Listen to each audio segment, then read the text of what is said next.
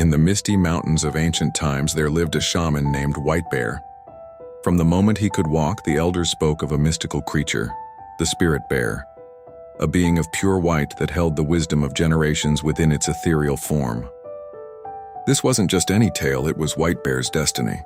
Year after year, through harsh winters and fleeting summers, White Bear ventured deeper into the untamed wilderness. The villagers would whisper about his obsession, some calling him mad, others saying he was touched by the spirits themselves. But White Bear knew what he had seen in his dreams, those piercing eyes that seemed to look straight into his soul. He learned to read the forest like a book. Every broken twig, every disturbed patch of moss told a story. The spirits of his ancestors guided him, teaching him patience through countless failed hunts and false leads.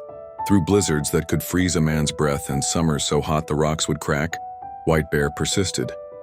Then, on his 37th birthday, as the morning fog rolled through the valley like ghostly fingers, something changed. The forest fell silent, not the silence of fear, but of reverence. There, in a clearing bathed in ethereal light, stood the Spirit Bear.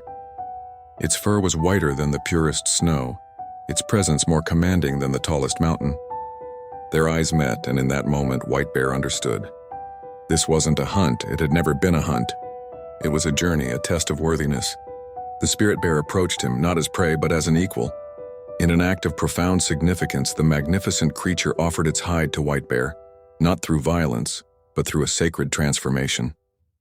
The hide became White Bear's ceremonial robe, a symbol of the harmony between the physical and spiritual worlds. From that day forward, when White Bear wore the Spirit Bear's hide, he wasn't just a shaman, he was a bridge between worlds, a keeper of ancient wisdom, and a reminder that the greatest journeys we undertake are not just about the destination, but about who we become along the way.